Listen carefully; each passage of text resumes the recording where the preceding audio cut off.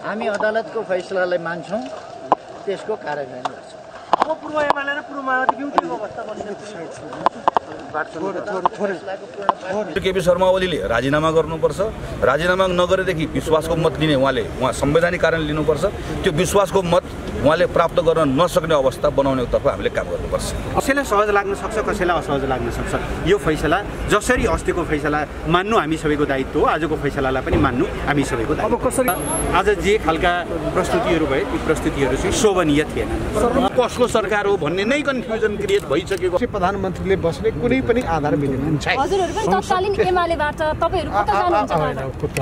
यो सरकार प्रधानमन्त्री कुन पार्टीको प्रधानमन्त्री? यो सरकारले आफ्नो वैधता गुमाएको छ। उसले चाहिँ अब तुरुन्त नै राजीनामा गरेर वैकल्पिक सरकार निर्माणको निम्ति मार्ग प्रशस्त गर्नु र देशलाई निकास दिनको निम्ति जस्तो सुकै कदम चाल्न पनि हामी तयार भएर अगाडि बढ्छौँ। कसरी जान्छ अब किन प्रधानमन्त्री अल्पमत बन्नुभयो आजबाट?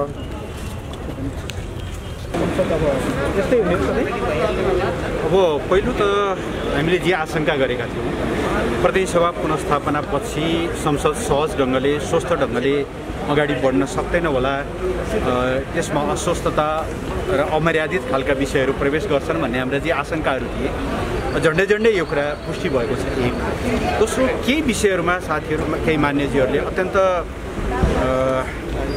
संसदीय अभ्यास विपरीत, मुलुकको संविधान विपरीतका कतिपय विषयहरूलाई लिएर अनावश्यक रूपमा सदनलाई अवरोध गर्ने काम गर्नुभयो। सो उदाहरणको निम्ति भनौँ, अध्यादेश संसद नभएको बेलामा हरेक सरकारले जारी गर्दै आएका छन्, जारी हुन्छ।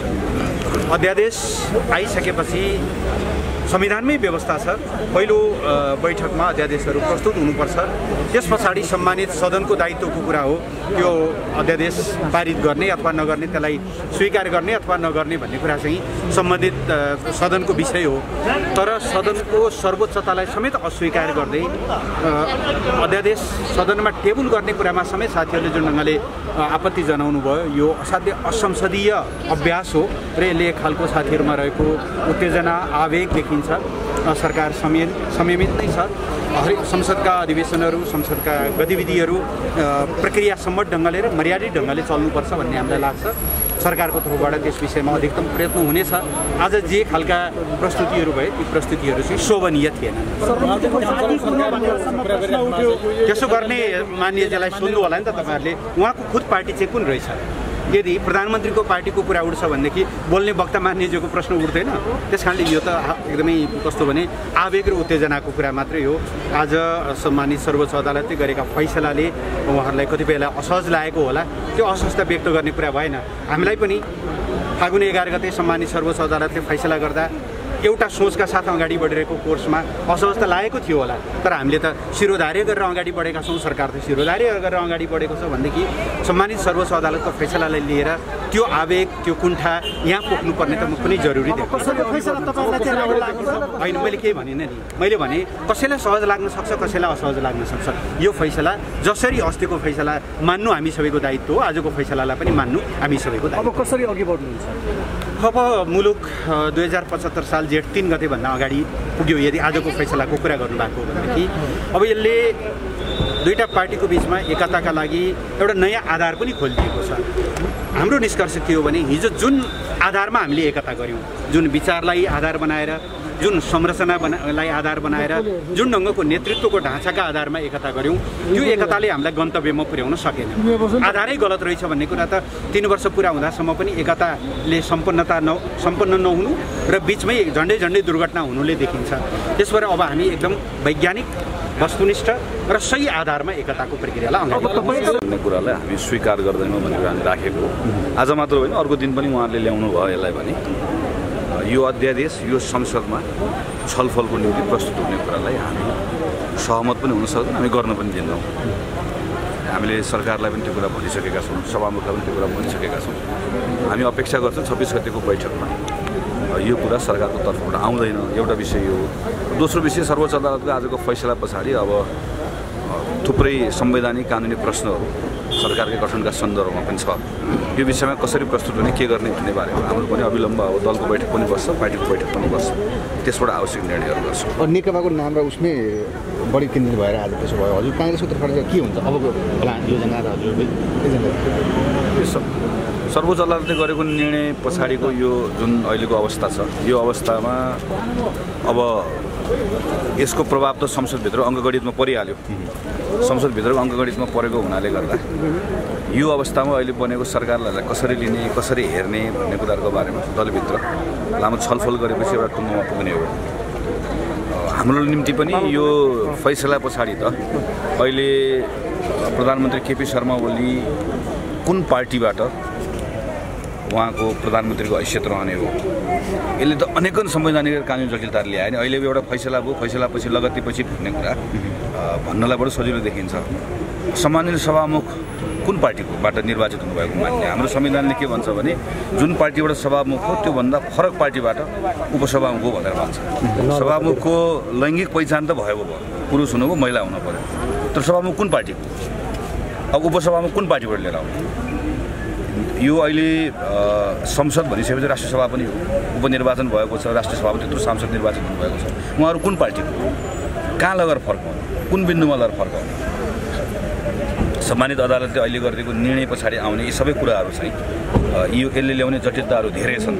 अहिले नै यसरी जान्छ भनेर भन्न सक्ने अब मान्य मोहन थापाजीले मैले भने अब यो जटिलताले कसरी गाँठो पाउन सक्छ प्रतिपक्षको तर्फबाट नेपाल? यो यस्तो हो, हामीले यसको गाँठो हामीले पारेको पनि होइन, हामी गाउने पनि होइन होइन। हामीले अहिले हेर्ने भनेको अदालतले निर्णय गरिसके पछाडि यहाँभित्र अब दुईवटा दलको अस्तित्व भयो।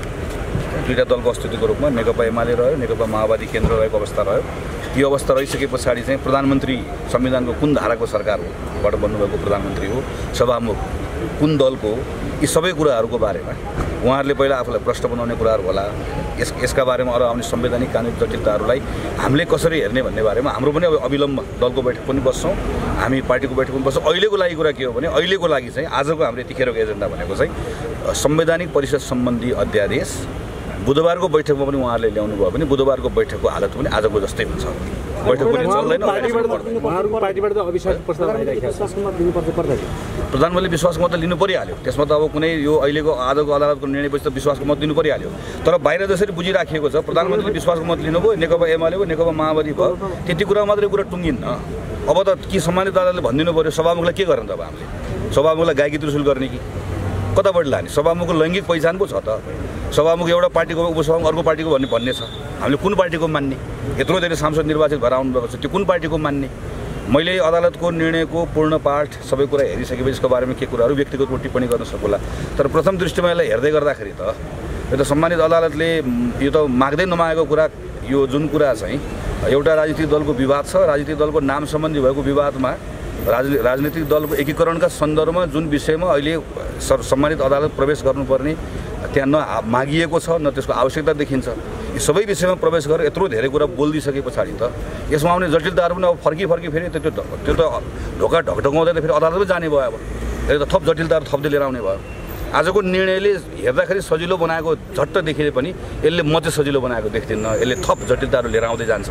अब यो जटिलताको बिचमा हाम्रो पनि सीमाहरू छन्। हामीले अदालतको निर्णयप्रति हाम्रो आफ्नो धारणाहरू मान्ने कुरा हामीले त्यसलाई मान्ने कुराहरू भयो। अब अहिले तपाईँले भनिराख्नु भएको कुरा हामीले अब हिजोसम्म नेपाल कम्युनिस्ट पार्टीको विवादको बेलामा हामी के गर्ने भन्ने बारेमा हाम्रो दलको निर्णय, हामी नेपाल कम्युनिस्ट पार्टीको विवाद टुङ्गिए पछाडि बल्ल निर्णय गर्ने भन्ने कुरा गरेर काङ्ग्रेसको केन्द्रीय समितिको शीर्ष नेताहरूको बैठक र हाम्रो दलको बैठक यसरी टुङ्ग्याएको। अब आजको सम्मानित अदालतको निर्णय पछाडि अब संसदमा नेपाली कङ्ग्रेसले यसलाई कसरी लिने, समग्र यो संवैधानिक प्रक्रियामै कसरी लिने भन्ने कुरा चाहिँ यसको औपचारिक निर्णय चाहिँ हामी आजभोलि नै दलको बैठक बसेर प्रधानमन्त्रीले विश्वासको मत दिनुपर्छ भन्ने काङ्ग्रेसको माग हुन्छ हुँदैन? मेरो विचारमा हुन्छ। किनभने प्रधानमन्त्री विश्वासको मत लिनुपर्ने कुरा त अब स्वाभाविक रूपमा त्यसै पनि अझ मलाई त के लाग्छ भने काङ्ग्रेसको माग त प्रधानमन्त्रीले तत्काल राजीनामा गर्ने हुनुपर्छ भन्ने हो। संसद विघटन गरेर आएको प्रधानमन्त्री संवैधानिक कार्यालय पनि गर्नुपर्छ। नेपाल कम्युनिस्ट पार्टीको नाममा मत मागेर आएको प्रधानमन्त्रीले नेपाल कम्युनिस्ट पार्टी नरहेपछि नैतिक कार्यालय पनि गर्नुपर्छ। प्रधानमन्त्री केपी शर्मा ओलीले राजीनामा गर्नुपर्छ। राजीनामा नगरेदेखि विश्वासको मत लिने उहाँ संवैधानिक कारण लिनुपर्छ। त्यो विश्वासको मत उहाँले प्राप्त गर्न नसक्ने अवस्था बनाउनेतर्फ हामीले काम गर्नुपर्छ। अब प्रधानमन्त्री शेरबहादेव हुनुहुन्छ। पहिला यो अहिलेको यो विषय कसरी जान्छ हेरौँ न। त्यो शेरबहादेवले अहिले आउँदै हुनुहुन्छ सोध्नु भएन चाहिँ सरकार नै हो, किनकि सरकारले नेपालको संविधानले जुन प्रबन्ध गरेका छ त्यसको विरुद्धमा संवैधानिक परिषदको काम कर्तव्य र अधिकार सम्बन्धी अध्यादेश ल्यायो। यो अध्यादेश असंवैधानिक छ, सरकारले फिर्ता गर्नुपर्दछ भनेर हामीले अध्यादेश आएकै दिन भनेका छौँ र सरकारले फेरि अध्यादेश फिर्ता लान्छु पनि भनेको छ। तर फेरि सदन प्रारम्भ हुँदाखेरि यति महत्त्वपूर्ण समयमा सदनको बैठक बसेको छ, अध्यादेश ल्याउनु त बिल्कुलै उचित थिएन। त्यस कारणले अब प्रधानमन्त्री ओलीजीले संविधान विपरीतै सदन विघटन गर्नुभयो र सर्वोच्च अदालतले शक्ति पृथकीकरणको सिद्धान्त अनुसार संवैधानिक प्रबन्ध अनुसार चाहिँ नि प्रतिनिधि सभा पुनर्स्थापित गरेको छ। यसलाई हामी सबैले स्वागत गरेका छौँ। अदालतका प्रतिको चाहिँ हाम्रो सम्मान पनि बढेर गएको छ र सरकार पनि गम्भीर हुनु जरुरी छ र अध्यादेशबाट चाहिँ नि सदन विघटन गर्ने या सदनको बैठकै नबोलाउने र अध्यादेशबाट चाहिँ नि सरकारले राज्य सञ्चालन गर्ने यो गम्भीर चाहिँ नि आपत्तिजनक हो। खास गरेर संवैधानिक परिषदको जुन अध्यादेश छ यो कार्यपालिका, न्यायपालिका, व्यवस्थापिका तीनवटै अङ्गको सम्मिलनबाट चाहिँ नि यो संवैधानिक परिषदले निर्णय गर्ने हो। तर यसमा चाहिँ नि एक हिसाबले संवैधानिक परिषदको मूल चाहिँ नि संवैधानिक व्यवस्थाभन्दा विपरीत जुन ल्याउनु भएको छ यो चाहिँ नि हामीले बारम्बार आपत्तिजनक भनेको थियो र योभन्दा अगाडि पनि उहाँहरूले ल्याएर प्रधानमन्त्रीले ल्याएर फर्काउनु भएको हो। फेरि केही महिनापछि जस्ताको तस्तै ल्याउनु हो। त्यसले गर्दाखेरि यो सिद्धान्त पनि गलत हो। संविधानप्रतिको पनि चाहिँ नि इमानदारता र प्रतिबद्धता रहेन। त्यही कारण यसलाई हामीले स्वीकार गर्न सक्ने अवस्था रहेन र हामीले आज हाम्रो चाहना थिएन कि यो प्रतिनिधि सभा पुनर्बहाली भएर आइसकेपछि पहिलो दिनमै चाहिँ नि हामीले अवरोध गर्नु परोस्, हाम्रो चाहना थिएन। तर सरकारको चाहिँ नि तपाईँलाई जुन खालको सोच र चिन्तन छ, सर्वसत्तावादी जुन सोच छ त्यसका कारणले चाहिँ नि उहाँहरू अगाडि बढ्न खोज्नु र हामीले यो सर्वसत्तावादी सोच र चिन्तनलाई चाहिँ नि अवरोध गर्नै पर्यो, विरोध गर्नै पर्यो। त्यसलाई प्रतिवाद गर्ने क्रममा सदनको चाहिँ बैठक सरेको छ। अब अर्को बैठक पनि अवरुद्ध गर्नुहुन्छ? अब पहिला सरकारले गम्भीरतापूर्वक सोचोस् कि आफूले ल्याएको जुन अध्यादेश छ र यो असंवैधानिक छ र संविधान प्रतिकूल छ र यसलाई सदनमा अहिले अलि फर्किने सम्भावना छैन र दलले प्रस्तुत गर्दाखेरि पनि संविधान टेकेर बन्ने हो। संविधानको आधारशिलामै चाहिँ नि सरकार उभिने हो, संविधानको आधारशिलामै प्रधानमन्त्री उभिने हो। तर प्रधानमन्त्रीले संविधानको आधारशिलाहरू भत्काइरहनु भएको छ र उहाँलाई चाहिँ अहिले जनताले प्रश्न गरेका छन्, तपाईँ हामी सबैले प्रश्न गरेका छौँ, तपाईँ कहाँ हुनुहुन्छ सबैले प्रश्न गरिरहेका छौँ। होइन, संवैधानिक परिषदको काम कर्तव्य र अधिकार सम्बन्धी अध्यादेश संविधानको प्रतिकूल छ कि कसको सरकार हो भन्ने नै कन्फ्युजन क्रिएट भइसकेको। प्रधानमन्त्रीले बस्ने कुनै पनि आधार मिलेन। हजुरहरू पनि तत्कालीन एमालेबाट तपाईहरु कता जानुहुन्छ? यो सरकार प्रधानमन्त्री कुन पार्टीको प्रधानमन्त्री? जो सरकारले आफ्नो वैधता गुमाएको छ उसले चाहिँ अब तुरुन्त नै राजीनामा गरेर वैकल्पिक सरकार निर्माणको निम्ति मार्ग प्रशस्त गर्नु र देशलाई निकास दिनको निम्ति जस्तो सुकै कदम चाल्न पनि हामी तयार भएर अगाडि बढ्छौँ। कसरी जान्छ अब? किन प्रधानमन्त्री अल्पमत बन्नुभयो आजबाट?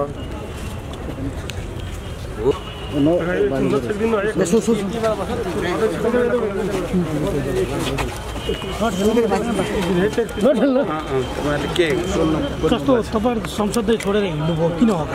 संसद छोडेर हिँडेको होइन, एउटा एजेन्डा जो सरकारसँग सम्बन्धित थियो। यो सरकार असंवैधानिक छ, अवैधानिक छ, अनैतिक छ, अलोकतान्त्रिक छ। यसलाई अध्यादेश ल्याएर अहिले पारित गराउने कुनै अधिकार छैन।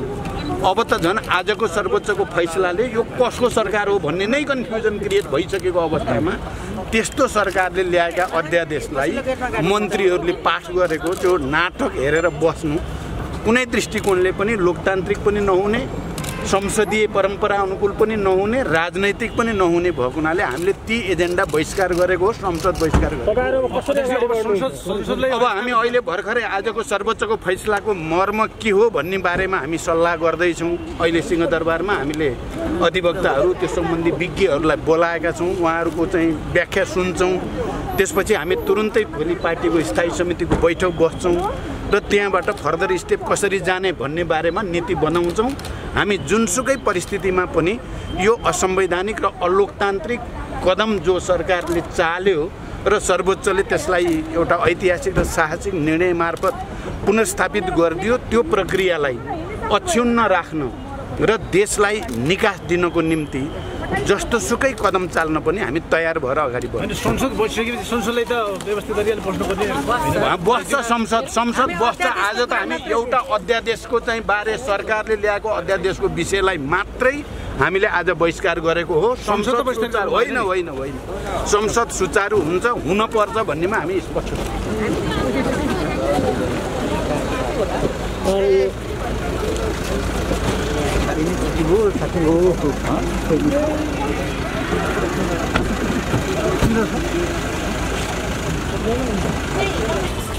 कसरी जान्छ अब किन प्रधानमन्त्री अल्पमत बन्नुभयो आजबाट हो। यो सर्वोच्चको यो पछिल्लो फैसलाले थप अन्यल सिर्जना गरेको छ र नेपालको संविधान अनुसार सरकारले आफ्नो बहुमत गुमाएको छ र अब यो अल्पमतको सरकार भइसकेपछि अब सरकार परिवर्तनको प्रक्रिया चाहिँ अब स्वतः अगाडि बढ्नुपर्ने हुन्छ। अब त्यसमा जनता समाजवादी पार्टीले दाबी गर्छ सरकारको नेतृत्व गर्ने। अब जनता समाजवादी पार्टी सरकारको दाबी गर्ने पार्टी होइन, मुद्दा केन्द्रित पार्टी हो।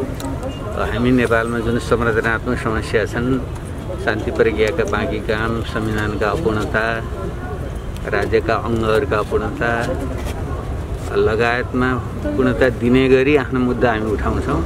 हामी अहिले सत्ताको खेलमा हामी छैन। त्यसमा अब कस्तो किसिमको गठबन्धन बन्छ तपाईँले के अनुमान गर्नुभएको छ? अहिले त भन्नु अगाडि कुरा हुन्छ।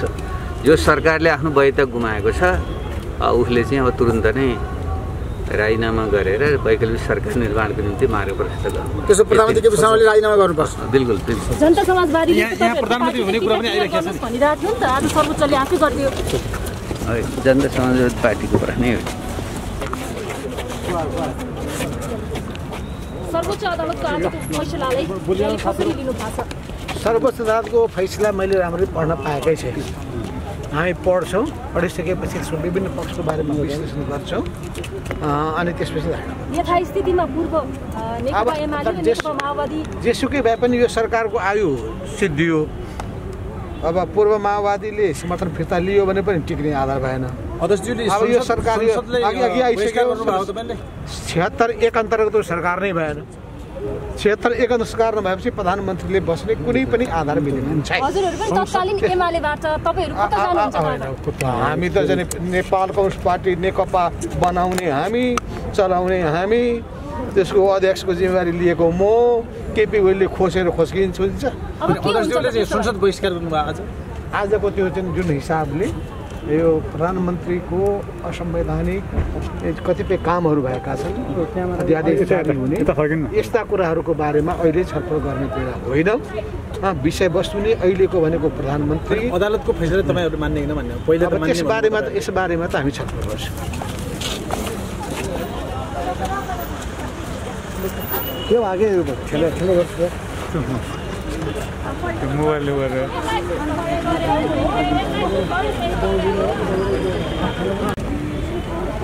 पछिल्लो फैसला अनुसार यो सरकार प्रधानमन्त्री कुन पार्टीको प्रधानमन्त्री कस्तो प्रकारको सरकार हो, धारा 76(1) अनुसारको, 76(2) अनुसारको या कुन प्रकारको सरकार हो? यो एकातिर, अर्कोतिर चाहिँ असंवैधानिक कदम चालेको सरकार जसले अध्यादेश मार्फत जो शासन गर्ने प्रयत्न गर्यो, यो कुरो संवैधानिक सर्वोच्च कोणबाट, जनताको सर्वोच्चता, संसदको सर्वोच्चता कोणबाट मिल्दैन। त्यस अर्थमा सरकारले आफ्नो पोजिसन स्पष्ट नगर्दासम्म त्यो पेस भएका अध्यादेशहरू अगाडि बढाइनु हुँदैन भनेर हामीले आफ्नो कुरो राख्यौँ। त्यो कुरो सुनवाई नभएपछि हामीले यो सेसनमा हामी बसेनौँ, सदनमा बसेनौँ।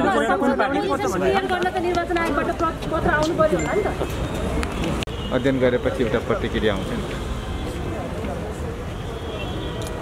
आज तपाईँहरूले संसद बहिष्कार गरेर बाहिरिनु भयो, यसको चाहिँ खास असंवैधानिक सरकार हो। हजुर, विश्वास गुमाइसकेको सरकारको हजुर त्यो कार्यहरू त्यहाँ प्रस्तुत हुने भएर हामी बहिष्कार गर्छौँ। तपाईँहरूको पार्टीलाई सर्वोच्च अदालतले मान्यता दिएन, अब तपाईँहरू कुन पार्टी? अब हामी त पूर्व पार्टीमा फर्क्यो भने भन्छ, अब त्यो हामी सल्लाह गर्छौँ। संसद अगाडि बढ्यो। संसदमा अब राष्ट्रपतिजीबाट आएका पत्रहरू र आज श्रद्धाञ्जली छ र त्यसै गरी सरकारले पेश गरेका जति पनि अध्यादेशहरू छ ती अध्यादेशहरू प्रस्तुत हुन्छन् र आजको संसद सकिन्छ। प्रचण्ड आउनु भएन, माधव नेपाल आउनु भएन, प्रधानमन्त्री के कुनै हिँडिसक्नुभयो, किन हिँड्नुभयो? अब त्यो थाहा भएन, तर अरू तमाम मान्यजीहरू हुनुहुन्छ। श्रद्धाञ्जलीका लागि वर्तमान सांसदै पनि बित्नु भएको र अरू 12-13 जनै सांसदहरू बितेको, पूर्व सांसदहरू बितेकोमा श्रद्धाञ्जली सभाका लागि मोरलेस 80-90% सांसदहरू भित्र हुनुहुन्छ। प्रधानमन्त्री श्रद्धाञ्जली सभा हुनुभयो त्यहाँ? होइन, अहिले प्रधानमन्त्री र अरू केही शीर्ष नेताहरू देखिएको छैन, तर अब सधैँ त्यो बैठकहरूमा अनिवार्य पनि होइन। अरू सबै मान्यजीहरू त्यहाँ भित्र हुनुहुन्छ। भनेपछि प्रधानमन्त्री आउनुभयो, थपक्क बस्नुभयो, उठेर हिँड्नुभयो? होइन, त्यो मलाई थाहा भएन। मैले प्रधानमन्त्रीलाई त्यहाँभित्र पार्लियामेन्टमा देखेको छैन। अरू नेताहरू, केही नेताहरू हुनुहुन्छ, केही नेताहरू हुन्न, त्यो स्वाभाविक प्रक्रिया हो। अर्थात् पार्लियामेन्ट अब नियमित चल्छ। अहिले मैले यति भन्न सक्छु। सभामुख अगाडि बढाइसक्नुभयो, बैठक प्रारम्भ भइसक्यो। जारी गर्दै ओली सरकारलाई मान्न सकिन्न, यो चाहिँ अनैतिक हो, गर्नुभएको थियो। अब उही यही सरकारलाई तपाईँ समर्थन गर्ने यस्तो भने सुन्नुहोस् न, जस्तै संसद संविधान विरुद्ध जुन संसद विघटन थियो नि, त्यो संसद विघटनका विरुद्धमा चाहिँ उभिएकै हो होइन। र सर्वोच्चले त्यसलाई चाहिँ ल्यायो, त्यसलाई हामीले स्वीकार गर्छौँ र सबैले पनि स्वीकार गरे, राष्ट्रले सबै स्वीकार गरे होइन, स्वीकार गरे। अब अहिले यो पार्टीको कुरा पनि सर्वोच्चले सबभन्दा ठुलो निकायले फैसला गरिसकेपछि यहाँ त कसैको त्यसलाई चाहिँ व्याख्या गर्ने अर्को निकाय छैन, दोस्रो ठाउँ पनि छैन। त्यस कारण यो निर्णयलाई पनि त मानेर पूर्व एमालेकै रूपमा उभिनु त स्वाभाविक हो, उभिनुपर्छ। पूर्व माओवादीको साथीहरू पूर्व माओवादी भनेर उभिनु पऱ्यो होइन। कि त नैतिकता देश गर्ने चाहिँ संसदबाट राजीनामा दिएर पब्लिक बन्न पऱ्यो, हो किन भन्नुहोस्। त्यो त सर्वोच्चको निर्णयलाई त दोस्रो छँदै छैन। सरकारका निर्णयलाई त सर्वोच्चले चाहिँ एउटा डिसिजनमा लिन्छ भने एमालेबाट कि म तत्कालीन एमालेबाट मुगुबाट तत्कालीन एमालेबाट निर्वाचित हुनुभयो। अब सर्वोच्चको फैसलासँगै जसरी हुन्छ त्यो हिसाबले नै अब प्रस्तुत त हुनुपर्ने अवस्था देखियो। त्यो त स्वाभाविक, सर्वोच्चको निर्णय त मान्नै पऱ्यो। संसद पुनर्स्थापना गऱ्यो, मान्नै स्वीकार गर्नै पऱ्यो। सर्वोच्चले पार्टी अर्काको नाममा दियो होइन। अब पूर्व एमाले पूर्व अरू एक ठाउँमा उभियो भनेर चाहिँ सर्वोच्चले चाहिँ डिसिजन दियो भनेपछि त यहाँ सरकारमा हुँदा या सरकार बाहिर रहँदा या चाहिँ जेसुकै हुँदा पनि पूर्व एमालेकै उभिनुपर्ने त एउटा बात। अब तपाईँहरू प्रधानमन्त्री केपी शर्मा ओलीलाई प्रधानमन्त्री मान्न तयार हुनुहुन्छ कि हुनुहुन्न त? हामी ठुला नेताहरू मिल्यो भने त हामी मान्न तयार छौँ होइन। ठुला नेताहरू मिल्नु पऱ्यो कि ठुला नेताहरूको बिचमा एकता हुनु पऱ्यो। मैले अघि पनि भनिहालेँ, मैले अनुरोध गर्न चाहन्छु कि पूर्व जुन जसरी चाहिँ पूर्व माओवादी र पूर्व एमाले मिलेर सरकार बनाए, एकचोटि फेरि उहाँहरू एकचोटि बसेर यो एकतालाई फेरि जोगाउने, फेरि यो एकतालाई अगाडि बढाउने, फेरि वामपन्थी एकताको चाहिँ एउटा चाहिँ सन्देश दिने गरिकन उहाँहरू चाहिँ लागोस् भन्ने हाम्रो अनुरोध छ। भनेको तपाईँको यसअघि 2074मा फागुनमा प्रधानमन्त्री केपी शर्मा ओलीलाई प्रधानमन्त्री बनाउँदा तत्कालीन नेकपा एमाले र माओवादी केन्द्रको गठबन्धन के अरे मेजोरिटीमा चाहिँ बनाएको थियो। फेरि यो सर्वोच्च फैसलापछि के अरे उहाँहरू दुवै मिलेर सरकार बन्न सक्ने अवस्था रहन्छ भन्न खोजे हो। त्यो वातावरण बन्न सक्छ होइन, बनोस् भन्ने हाम्रो अनुरोध हो। हामी एउटा सांसदको तर्फबाट अनुरोध हो। सायद त्यो गर्यो भने धेरै उपयुक्त एकचोटि एकतालाई फेरि चाहिँ कायम गरेको देखिन्छ।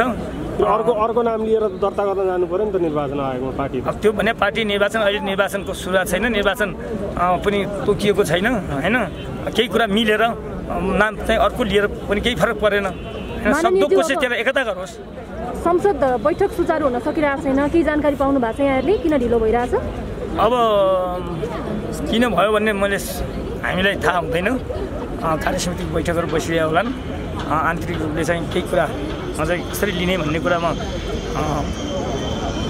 होला। त्यस कारण चाहिँ अब हामी त बाहिर बसेर उभिरहेका छौँ मान्छे छौँ होइन, हामीलाई त्यस्तो डिसिजन गर्ने किन संसद अनि बोलाएपछि भित्र जाने केही जानकारी आएको छ कि छैन? अब जानकारी चाहिँ अहिलेसम्म केही आएको छैन, जानकारी आएको छैन। यसलाई रद्द पनि भनिएको छैन।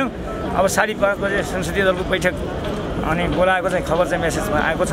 संसदीय दलको बैठक संसदीय दलको अब कुन पक्ष भन्दाखेरि अब सायद केपी कमरेडको नेतृत्वको बालुवाटारमा भन्ने मेसेज आएको थियो 5:30 बजे। 5:30 बजे अब तपाईँहरू जानुहुन्छ उता? अब जानु त परिहाल्यो, दलको बैठकमा त जानु परिहाल्यो होइन। उहाँले तत्कालीन एमालेको हैसियतले बोलाउनु भयो कि के कसरी? होइन, नेकपाकै भनिएको छ होइन। नजानु भएको यहाँहरू बालुवाटार आज जाँदै हुनुहुन्छ होइन? अब नजाने तपाईँ जानुहुन्छ कि जानुहुन्न? अब अरू भन्दा पनि अब अरूको कुरा भन्दा पनि तपाईँ अब संसदीय दलको बैठक बोलाएपछि त अब बैठकमा त जानै पर्यो। सहभागी हुन जानुहुन्छ तपाईँ 5:30 मा?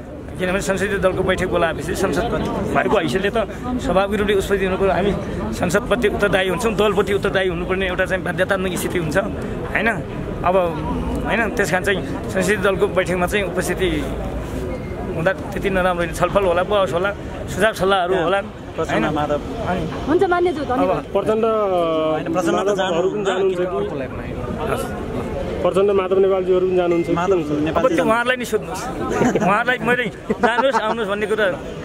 पत्रकारिताको विद्यार्थी र करिब करिब संसद 2048 सालदेखि यो संसदको रिपोर्टिङ गरिरहेको हिसाबले पनि हरेक पार्लियामेन्टलाई राम्रोसँग अध्ययन गर्ने गरेको छु र आजको सिनारियो 81 सर्वोच्च अदालतको फैसला भइसकेपछि यहाँको सिनारियो चेन्ज भयो। दिनभरि पनि यहाँहरूलाई थाहा छ संसदमा आजको कार्यसूची बिहान बनेको कार्यसूची बेग्लै थियो, दिउँसो त्यो कार्यसूची चेन्ज भयो। यो सर्वोच्चको फैसला नहुँदै पनि त्यो कार्यसूची चेन्ज भयो। चेन्ज भएर केवल आज राष्ट्रपतिको पत्र पढेर सुनाउने र पूर्व सांसद र संविधान सभाका सांसदहरूको मृत्यु भएकोमा शोक प्रस्ताव पारित गरेर बैठक स्थगित गर्ने कार्यसूची दोस्रो पटक बनेको थियो। त्यो कार्यसूची अनुसार आजको संसदको बैठक त बस्नै नै पर्छ। जति ढिलो भए पनि आजको संसद अरू बेला जस्तो विशेष कारणवश स्थगित गरियो भन्न आज मिल्दैन। त्यसलाई ढिलै गरियो भए पनि आजको संसद बस्नुपर्छ। तर अप्ठ्यारो के भयो भने जब नेकपा एमाले र नेकपा माओवादी केन्द्र अलग अलग कितामा पार्टी एकीकृत भएको नेपाल कम्युनिस्ट पार्टी नेकपा भनेर जुन दर्ता भएको थियो र निर्वाचन आयोगले त्यसलाई प्रमाणित गरेको थियो, त्यो निर्वाचन आयोगले गरेको निर्णयलाई सर्वोच्च अदालतले उल्टाइदिएपछि परिस्थिति एकदमै भिन्दै भयो। झन्डै संसद अधिवेशन प्रारम्भ हुनुभन्दा 1 घन्टा अगाडि भएको यो परिवर्तनले राजनीतिमा एकदमै उथलपुथल नै भइदियो। यस कारणले पनि आज हामी सबैको ध्यान अहिले सङ्घीय संसद भवनमा रहेको छ र सबै सांसदहरू एक आपसमा छलफल गरिरहनु भएको छ। सभामुख स्वयंले छलफल परामर्श गरिरहनु भएको छ। कार्यव्यवस्थाको अनौपचारिक बैठक पनि बसिरहेको छ र यो अनौपचारिक बैठकहरू एकछिन मैले उहाँको प्रश्न लिइरहेको छु, एकैछिन तपाईँको प्रश्न। अबको आधिकारिक दल कम्युनिस्ट पार्टी भने नेकपा एमाले हो, अब होइन, अदालतको फैसला अनुसार त नेकपा एमाले हो। उहाँहरूले के भन्नुभयो भने मुलुक जेठ 3 गते अगाडिको अवस्थामा 2075 साल जेठ 3 गतेभन्दा अगाडिको अवस्थामा पुग्यो। दुईटा दलको अस्तित्वलाई उसले स्वीकार गर्यो। साबिक नेकपा एमाले, साबिक नेकपा माओवादी केन्द्रको अस्तित्वलाई स्वीकार गरेर अब तपाईँहरूले एकता गर्ने हो।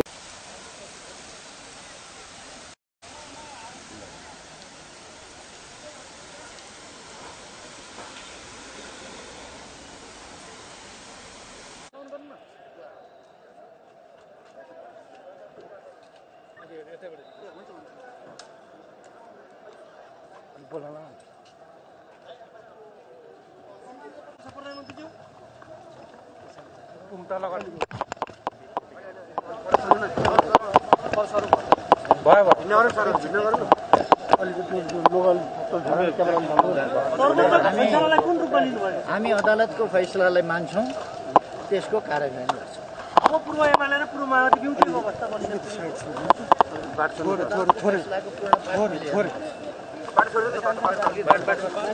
गाडी साइड